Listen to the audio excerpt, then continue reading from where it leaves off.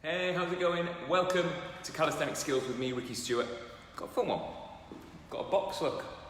Got a plyo box. I'm going to do some stuff on it. None of it's going to be plyometric. But I'm going to do some fun stuff that helps you with getting your wrists to be able to deal with doing hand balances, and a little bit of core strength and a little bit of ankle mobility as well, to see whether you've got the prerequisites to be able to balance on one leg and do a squat, do a pistol squat, because they're fun. They're great to add to your training, and they're good for body control and strength and even hypertrophy, which is making your muscles grow. So let's get into it. Let's start with the ankle stuff first. I want you to sit on your box or your chair or your table or whatever you've got you can sit on and get compression in this hamstring. Not hamstring, sorry, hip flexor. It's a good start. Pull this thigh into your rib cage and sit up as tall as you can. And then do these hard, controlled articular rotations while you try and crush your arm. I'm going to try and squeeze this into my calf, into my wrist. That's it. Find these corners in my ankle, especially dorsiflexion, which is when your laces pull up towards your shin and you can move this foot side to side. Keep moving, keep passing over dorsiflexion. Really trying to understand how you can contract these muscles to stretch your calf. That's it. And then do knee extensions, so leg extensions really, while you hold this thigh right up into your belly and see if you can get this leg completely straight. And just warm up these knees, ready for pistol squats. Then do this in external rotation, so you turn your foot out to the side. That's it. This tibial rotation is important. This look, something that your knee needs to be able to do. Just try it the other way. So you turn your toes across your body, straighten out, bring it back, straighten out, bring it back. Yes. There we go. Then try this on the other leg. So you grab hold of this hamstring, sit up tall, and you squeeze your hamstring on. So this hamstring turns on to crush your arm, and then these controlled articular rotations of your ankle. Back around the other way. Keep this going. That's it.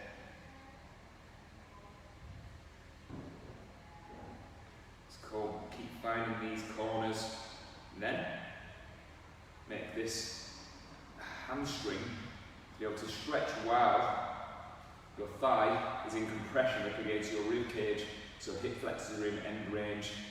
Do a few of these in neutral, so your toes are pointing forwards, and then external rotation, so you get tibial external rotation from here, so right in the knee, gets this knee to perform in this shape, and then turn across your body, performs in this shape. Yes. Cool. And then we get our box, and we see where you can balance on one foot, with your foot flat and with your thigh in compression. So if I put my foot here like this and sit as low as I can, bring my foot forwards like this. So if we're doing actual pistol squat on the floor, this heel would need to be higher than the floor, but here we can have it hanging. You can find your centre, lean forwards onto your toes, so you get this dorsiflexion here, and you're making this hip be able to perform. Stay up as upright as you can, try not to curl up like this. Stay upright, so you can push right out of the bottom of there. And then pulling yourself down. So it's not just that you lower and let gravity drop you. You're trying to close up dorsiflexion, hip, hamstring, to be able to find this balance right at the bottom of here again. Now, you can give yourself a little bit of help. So you can have your foot on the floor. You can give yourself a little spring to get started, but really I want you to own this bottom bit, so at least practice having this end range, being able to compress hamstring close, so this gap here between your knee and your calf, this closes up, shin to laces closes up, and hip flexor, thigh to belly closes up. All of those things are closed, and you can open them all back out again. And it's that articulation of all three joints at the same time with stability here. So if I tense my belly as hard as I can, stay upright, I can hit the top of this pistol squat.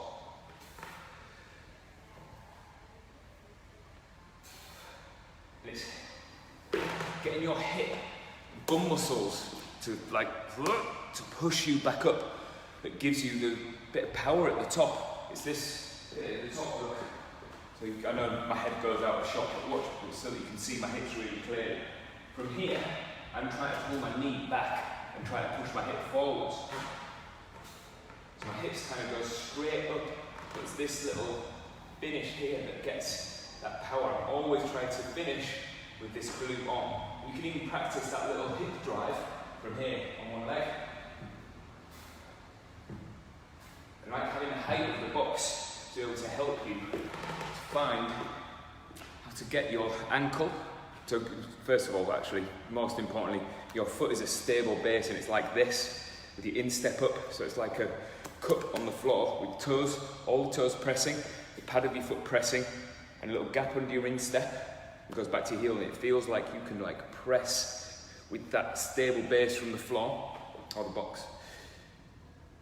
You're trying to get that ankle to come out of dorsiflexion and that knee to come back at the same time, that hip to push forwards. So watch all three joints at the same time. I go here, I just come up standing, so watch all three joints. I'm in dorsiflexion, and my knees bent, my hips bent, and finish it off all at the same time, all at the same time, all at the same time. It's this hip having to stay on that helps me. Now, it's all very complicated, way more complicated than I'm giving it credit right now, because rotational tension takes a big part in this from your hip. So if I do it facing the camera, look, when I stand like this hip, I'm trying to make this bum muscle on. So as I push my big toe down, it kind of pushes this knee out a little bit. I'm trying to find tension here, right on the outside of my hip.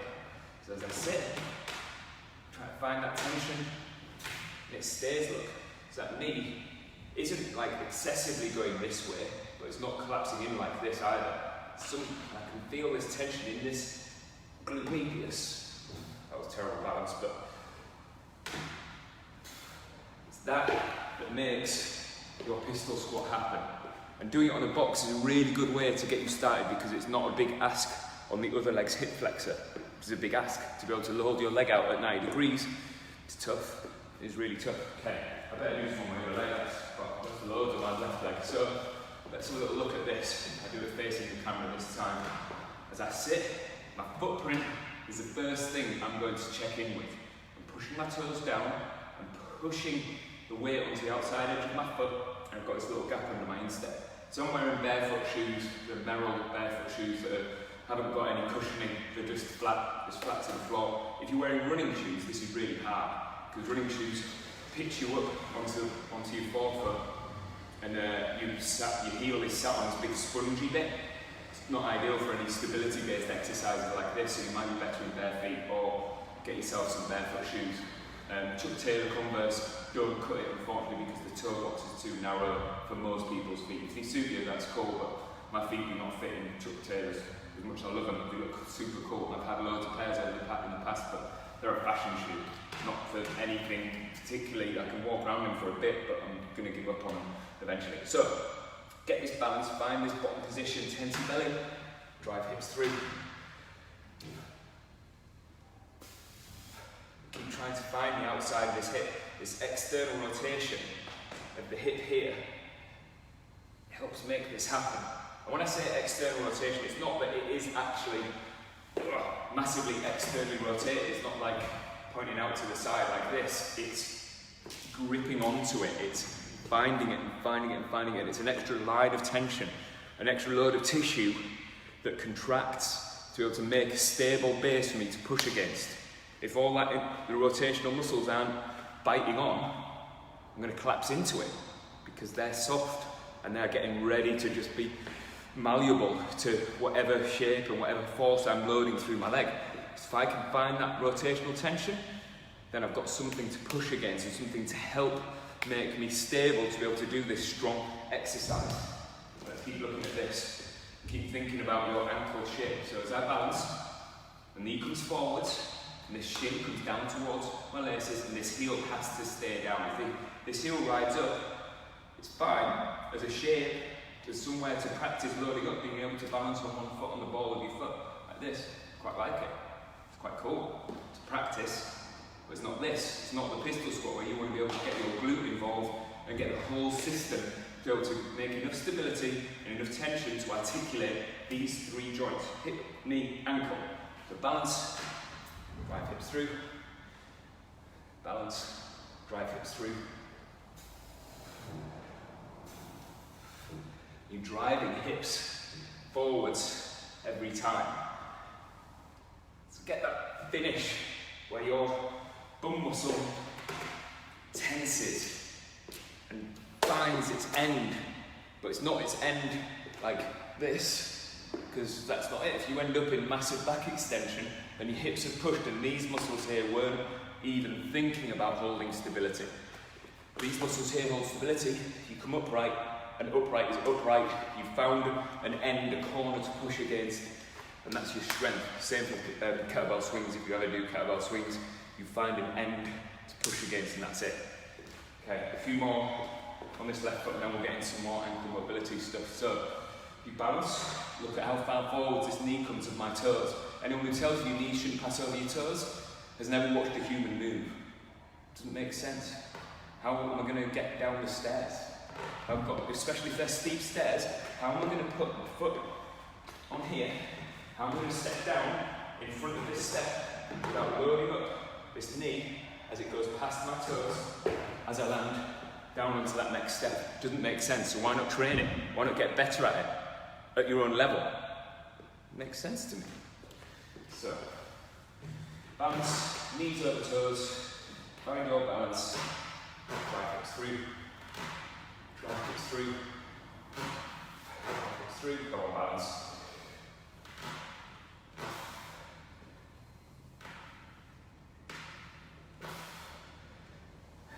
You change one thing, you change everything. And this is what I've been saying to everyone who's been coming to my classes all week. If your foot collapses, you've changed everything. Everything about the structure that you are pushing against. As soon as your instep folds, so if I do it facing the camera, look. My instep folds in like this. I've lost connection here because of this. It travelled all the way up the line, and maybe my knees taking some of that load, maybe my hips having to go like flaccid and slack to be able to make, because this is the stable base that isn't stable anymore. It's just going like pancakes. It doesn't want to be like that. Your toes need to press, and this structure needs to be strong so that you can push and make stuff happen.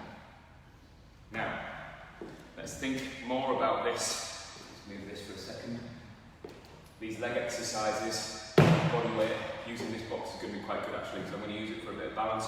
We're going to do some sissy squats, one of my absolute favourite exercises. I believe that everyone can do some version of this, because you can start really easy. And the really easy version is that you can go on your tiptoes, balance on your tiptoes, maybe you can bounce around and feel the pad of your foot, underfoot, tense your bum, bend your knees, stand back up. Bend your knees, stand back up. Looks like this, sideways. Pad of your foot, bounce around a bit, find some balance, bend your knees, stand back up. And your hips go forward. And it's this, for me, it's a concertina of strength, of stability. So it goes front to back. As I go like this, my calf muscles tense. So they're on. They're making an ankle stable, even though on pads of my foot, that's a stable ankle because I've stabilised it. I'm pushing into the floor with my toes. It's on. Turn my hamstrings and my bum muscles on. That's on the back of my legs. My thighs are on because my knees are bent and they're taking my weight. So it goes back to front to back to front. And my abs are on, so I'm holding my torso stable. Bend my knees, stand back up. Bend my knees, stand back up. And it's practice in being able to make this structure immovable for your body no matter what shape you're going in. That's what calisthenics is. If we do elbow lever, like this.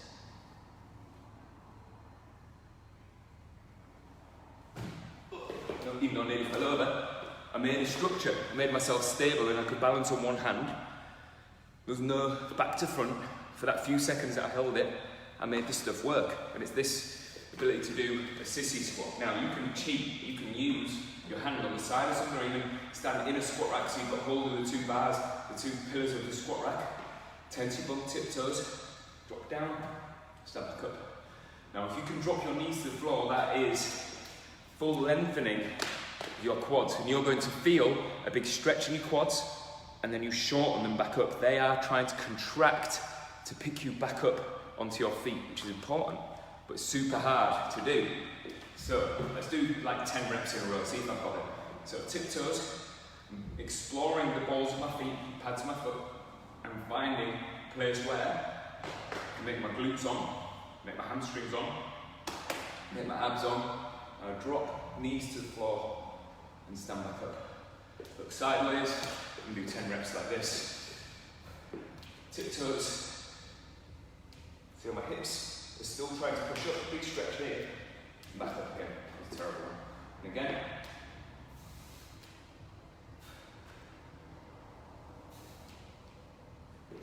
Keep it going. I'm going to use this as a bit of help.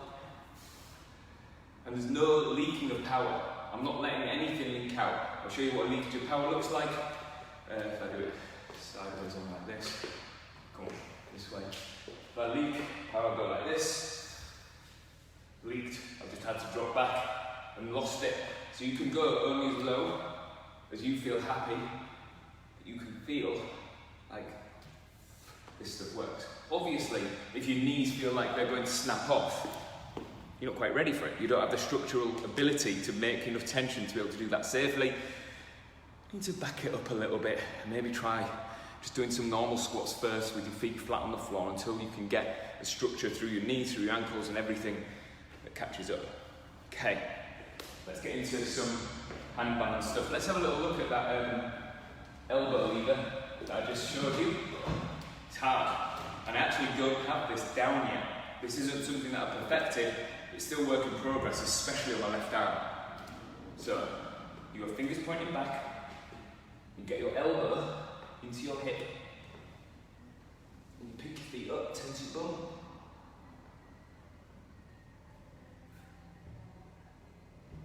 And try it. And tense your bum, lift your legs. And I can feel like I don't have the connection to my bum muscles in that. It's just too much effort.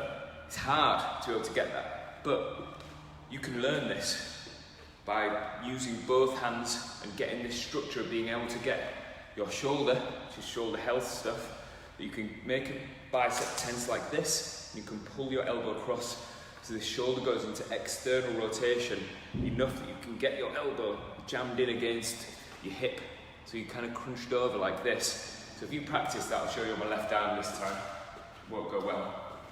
Elbow comes across, find the hip, fingers pointing backwards.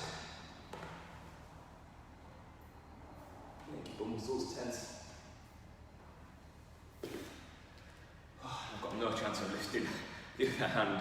And the other hand is just kind of helping me find a little bit of stability. It's kind of feeling around the box to find a place where I can extend up. And everything we do in calisthenics is almost like a contradiction. One thing's pulling one way, the other thing's pulling the other way, and that makes you more stable. We've talked about it so much recently with when I do handstands. Push with my fingers and I pull with my knuckles. Pushing with my fingers makes this muscle tense, pulling with my knuckles makes this muscle tense. They're a contradiction. They're pushing against each other. And that's what makes me stable enough to be able to push up onto my hands. That's what makes this handstand work. And it's the same for this, that even though I'm crunched over to be able to find my elbow into my rib cage, I'm also at the same time trying to extend my thoracic spine. And it's that crunch from here, an extension from here. These muscles are trying to shorten, these muscles here are trying to shorten, and they're fighting against each other, and that makes my spine stable. And then glutes are on, and my hip flexors are trying to stretch from my glutes, and my thighs are trying to extend my knee. It's that front to back tension again. The whole thing, the whole structure goes front to back, front to back, front to back, and it's gripping on through your whole body. So let's have a little look at this. You can try it if you're on a box. You can try it with your fingers hanging off the edge. It might give your wrist a little bit more space, possibly. Go like this. Point your toes. It might work. And going to straddle as well helps. So the wider out your feet go, the more likely you are to be able to balance, and that can help you find actual equilibrium, because the wider your feet go, the shorter your legs go to the centre point, which means that you've got less weight going back where your feet are. It could possibly help you to find this equilibrium and be able to balance things out. Okay, let's go left arm again. So I'm going to try with my fingers hang off the edge this time.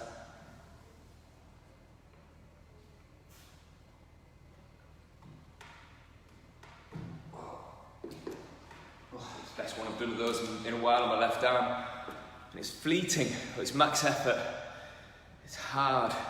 We're trying to make this body tension. You're trying to like grip on through your whole body and be able to tense stuff so you've got this neuromuscular control to be able to send anywhere in your body that you want your stuff to work.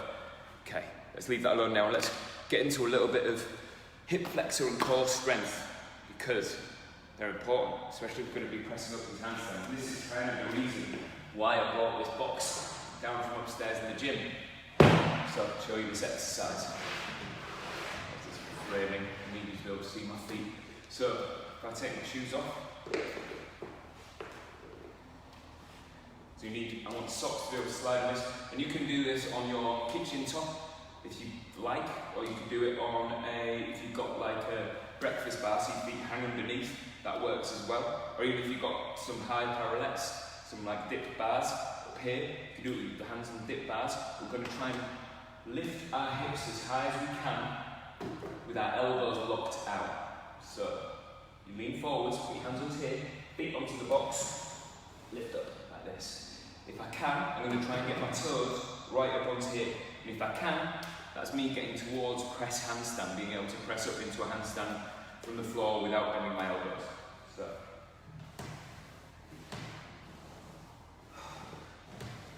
Nearly.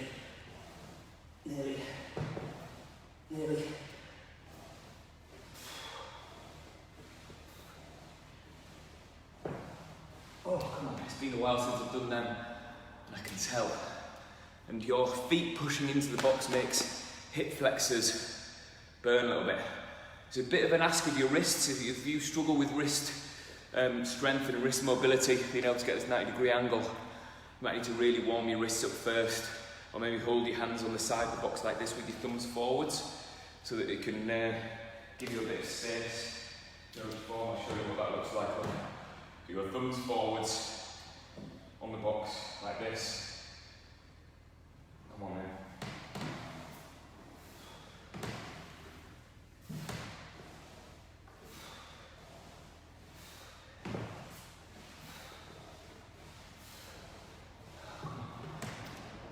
So hard. We're trying to get this ability to lift your hips up. I wish I had a word for it, but I don't. But it's this feeling like I'm lifting from underneath my rib cage. It's almost like where my diaphragm is, actually. That's what it feels like. I don't think it is. It feels like I'm like that, which makes it look like I'm throwing up, which is kind of it, but it doesn't make me feel sick, I promise. It won't make you feel sick, hopefully. But it's my hips kind of rising up as I push my shoulder blades apart and try and keep my shoulders down away from the ears. You can do this loads of different ways, loads of different variations. Sometimes we've got two of these boxes in the gym. I'll have my hands on either side of the two boxes together like this, so my feet are in the middle. I'll try and do it keeping my feet back, so I could maybe get into lifting my feet up into handstand. Or you can do it in a straddle. You've got feet wide in the box. Oh, so much harder. And that's about my best effort at that. It's not quite in the bag yet, that one. But that's this. I talk about this all the time. Let's get talky just for a second. In my little world, in Scarborough, I'm really good at this stuff. People come to me and they're like, what, you can do that, you make it look so easy. And I'm like, I've been training it a while, I try quite hard. Thank you very much for the kind words. But if I went to a gymnastics gym, I'd be right at the bottom rung, and I'm quite happy for that. I don't mind, because I'm still learning. We're always still learning. I'm just in a position to be able to teach. And it doesn't matter what level I'm at, as long as I'm teaching with knowledge and safety and helping you guys work out where you are when you start to be able to get a little bit better. This stuff is tough, and it shows that the world is never ending. I'm showing you exercises that I'm working on that are available for you to start working on, but it might not look the same as mine, but you just, as long as you're pulling in the right direction and trying to find the right tissue to be able to contract, to be able to find the stability with, then your stuff gets better and you keep improving. So, let's do another set of these. Hands on.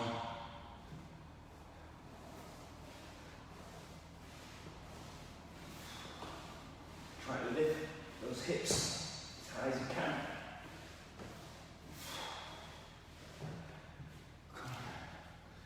So hard.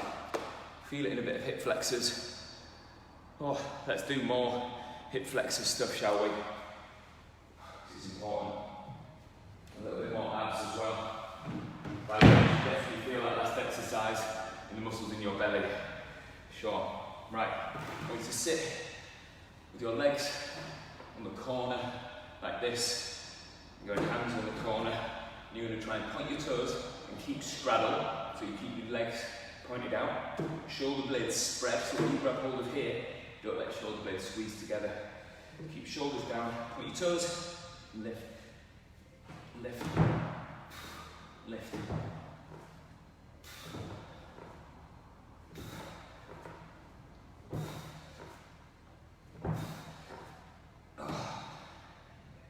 It's exhausting, but this straight arm strength, being able to move your body weight around with straight arms, it makes you so much stronger. It gives you this next rung to be able to work on.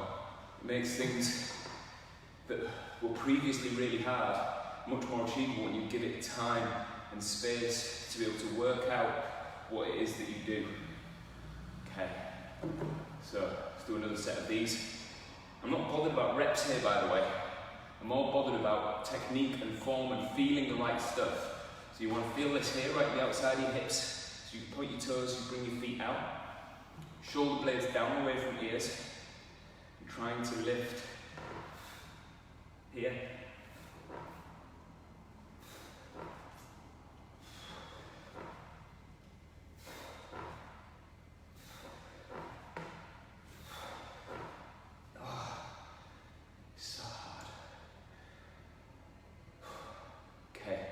Let's get into a bit more specific pushing and pulling and hand balance stuff then.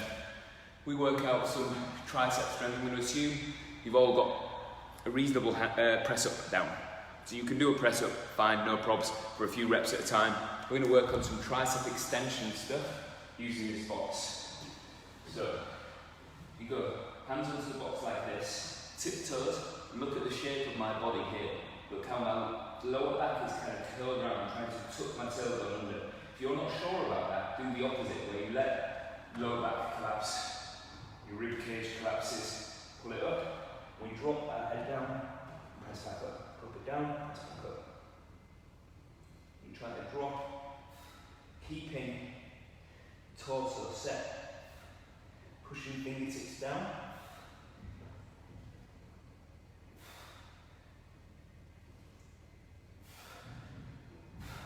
What I'm trying to do here is load up this stuff versus my abs. So if you do this little practice for me, if you put your finger on the bottom of your sternum, finger on your belly button, and go into back extension, and notice that your fingers are quite spread out here. This tissue here is all stretched out, this tissue here is all scrunched up.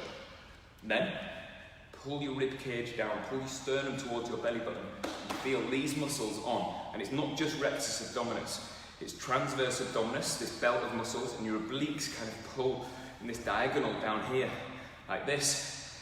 And even trying to pull your elbows towards each other creates a stable serratus anterior that attaches to the underside of your shoulder blade and wraps across your rib cage here. And it makes this stable base for you to be able to do these little body weight tricep extensions. So with your palms flat on the edge of a box or a chair or a table, the higher it is, the easier it is, the lower it is, the harder it is. And you find hollow body like this, and you drop, press back up, drop, press back up.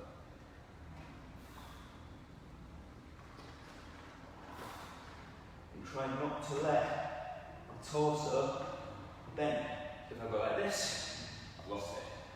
Trying to pull sternum towards belly button.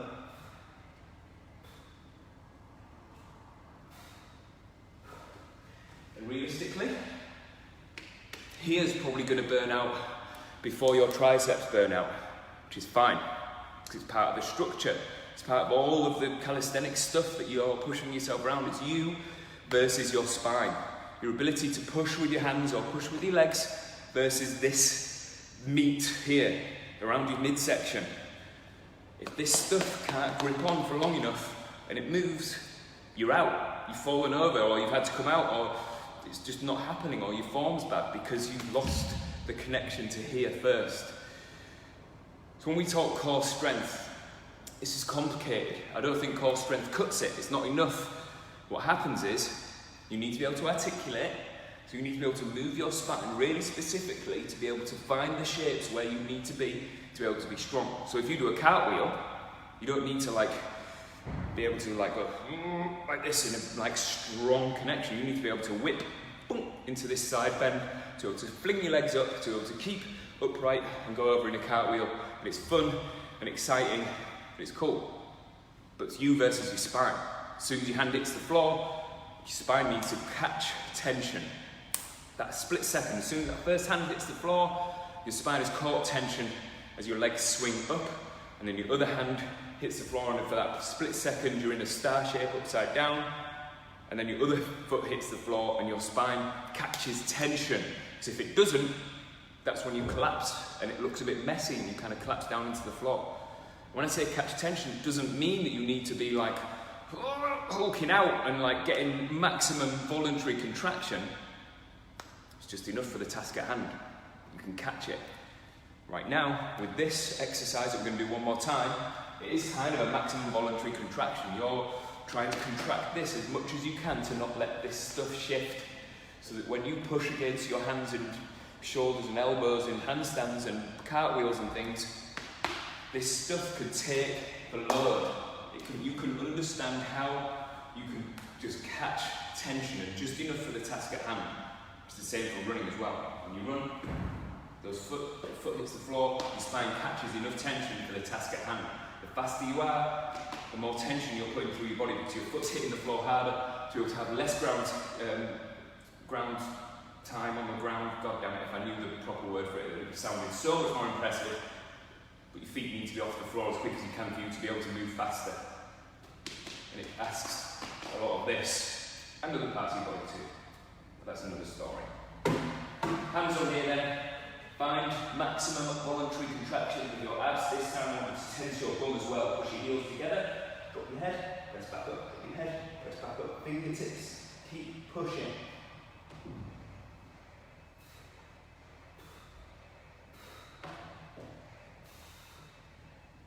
Keep abs on.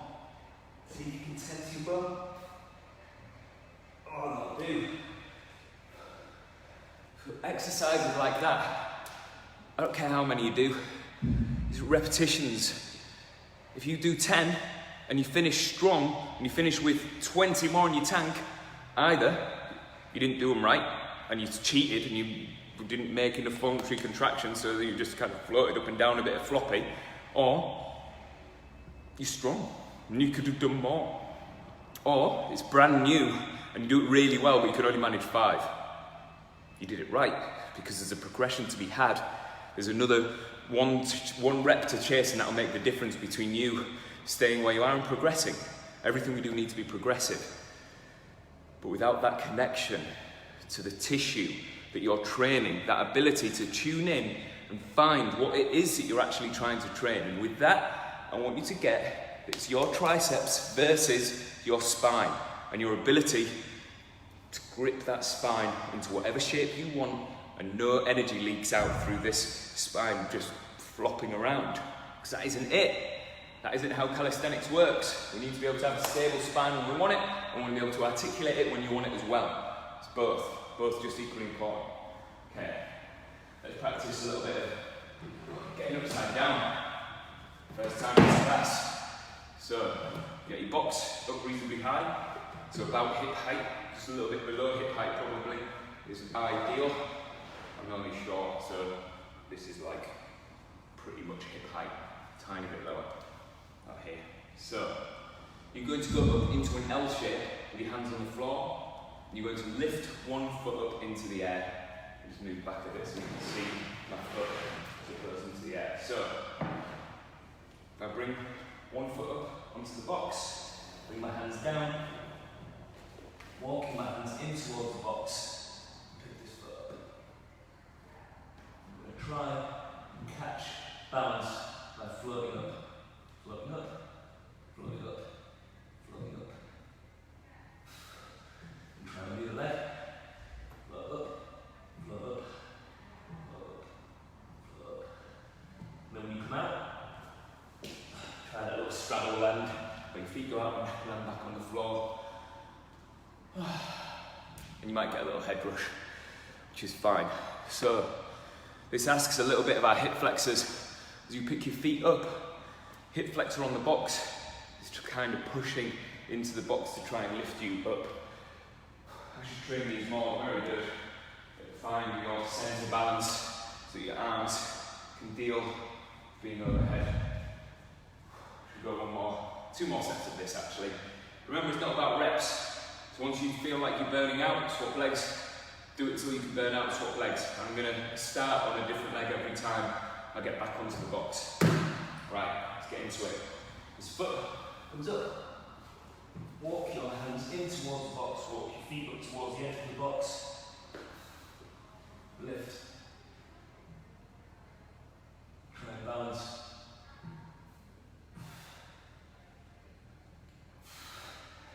Go again.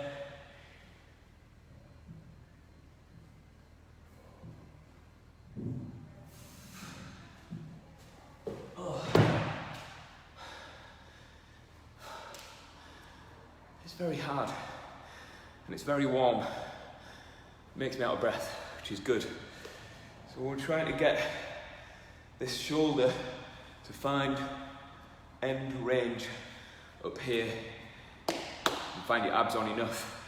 Having this leg out at a right angle to our body onto the box will really help you to make a bit of tension here while you're upside down. And I know that once you get upside down, all of the cues, all the verbal stuff that I say is very hard to kind of understand, to put into your language, because you're like, right, lift my leg up, which way's up? Is it up towards the head or is it up towards the ceiling? My head's down here and the ceiling's up here and you don't know, you've got to work it out. Okay. Let's go again, last one of these. And we'll do some press-ups. After this, maybe some feet elevated press-ups since we've got the box. Walk hands in towards the box, push fingertips down.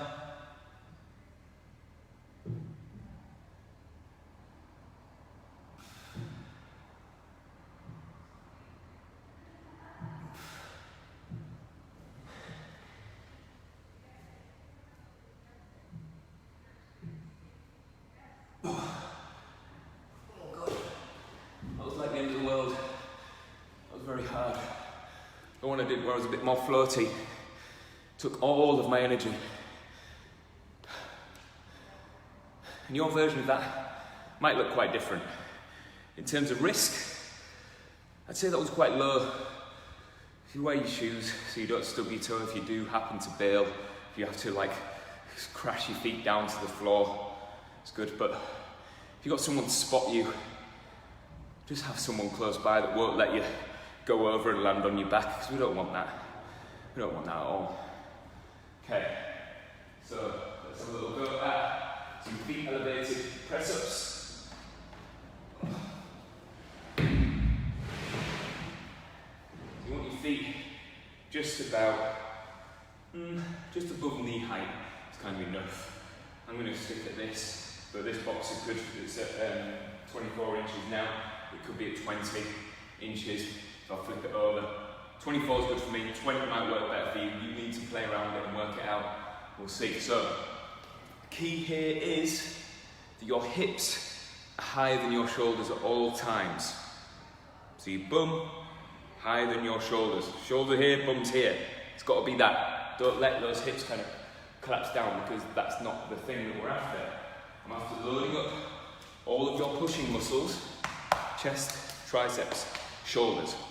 So you're pushing in this angle here. So you're kind of pushing up to about 45 degrees with your arms. Let's see if we can work it out. So, foot comes up on here. Bum up high over your hips.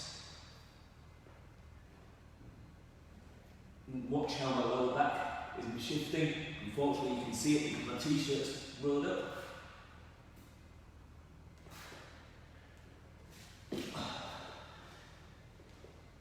Max effort.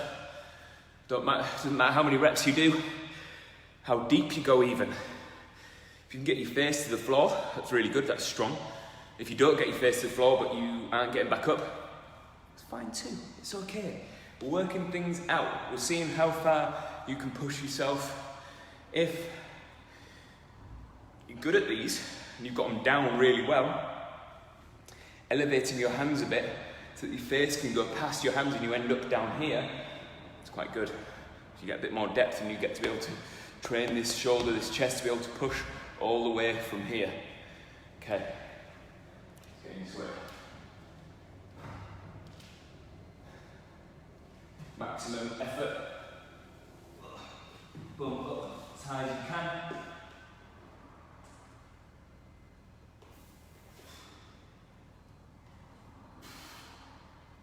Try to keep hold of abs.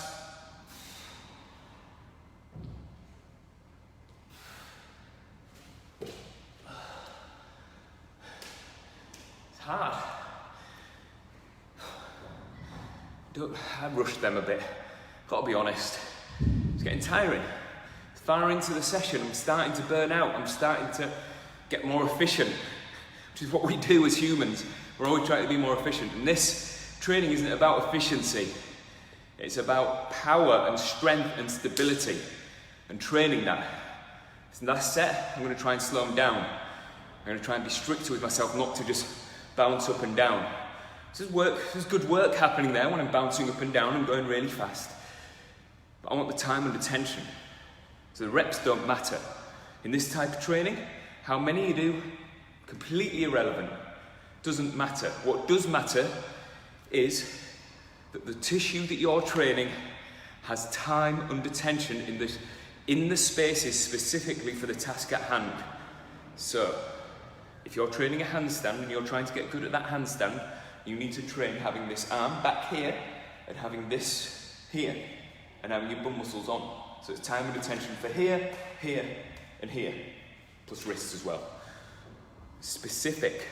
If I don't have that, if I'm cheating and making it easier, it's specific to making it easier.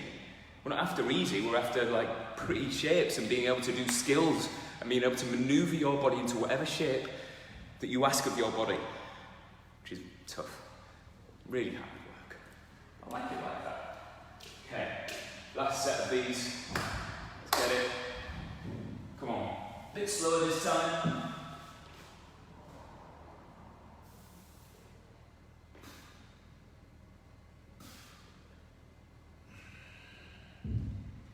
Trying to feel what it is that I've got going on, where tension is trying to leak.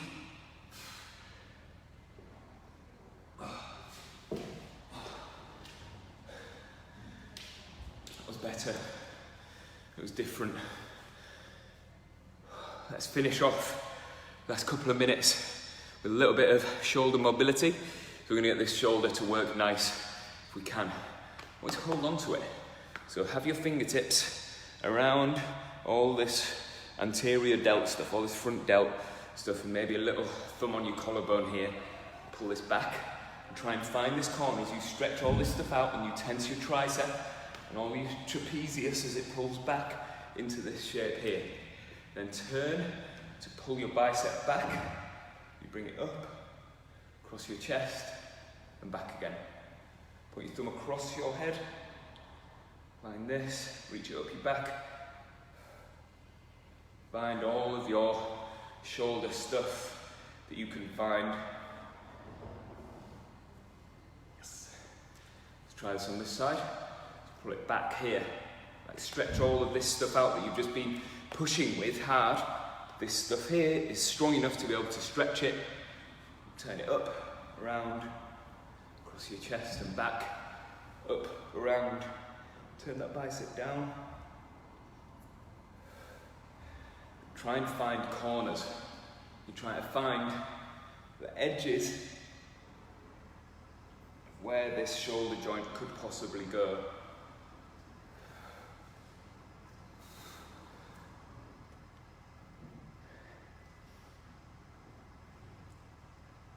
I'm just feeling around stuff there. Did a little click that felt a bit new. Checked in with it, didn't do it a second time. I feel good, I feel all right. That was so fun. Thank you, Gail, for hanging out with me the whole time. That's cool. If you've got questions about this stuff, drop me a message. I'm back again for senior yoga tomorrow at 10 a.m. Let me know what you want to work on. We'll work it out. It's called senior yoga, but it's called that so that it doesn't scare off anyone that thinks I'm going to try and get them to do a handstand. Still might cheat you into a handstand. But it's going to be fun. 10 a.m. tomorrow. Let me know what you got going on. Let me know about your neck, your wrists, your shoulders, your hips, whatever it is that you feel is lacking. We'll do some work on it. We'll fix it up. All right. Thanks, everyone. I appreciate it all. I'll see you very soon. Bye.